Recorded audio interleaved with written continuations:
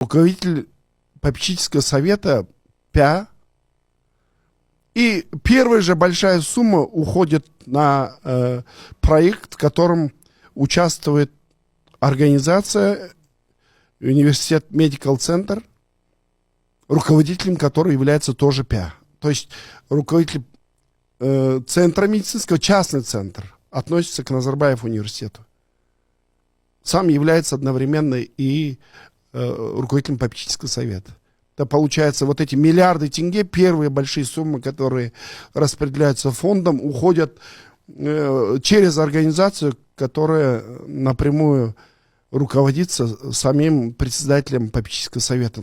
Как это? Я вообще с большим уважением к Юрию Владимировичу ПЯ отношусь. Вот мне честно сказать, мне кажется, что ему самому будет неловко попасть в такую ситуацию. И потом много других диагнозов, много других научных центров, много других общественных организаций, кто просит деньги, но почему-то первая большая сумма уходит в институт, который возглавляет сам руководитель попечительского совета. Как-то, знаете, и нелогично, и как-то, знаете, вот вызывает вопросы большие общества. Я хотел бы, чтобы этими вопросами заинтересовались и в администрации президента, наверное, и депутаты парламента, и те, кто этой работой занимается. Да?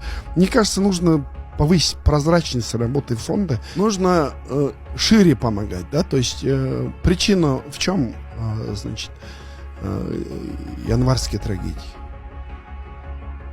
У нас много людей сегодня мигрируют из аулов в города, потому что в аулах нет инфраструктуры, нет работы, социальное положение очень сложно. Давайте помогать регионам.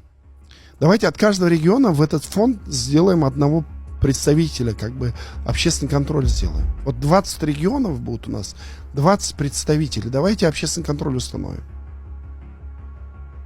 Зачем скрывают? Почему нет на сайте фонда информации о том, куда дели деньги? Третий вопрос, конечно, мы должны, наверное, вместе обсуждать. Да? Сейчас я смотрю, говорят, да, мы решили, мы будем делать так. Мы решили 25 человек штат набрать.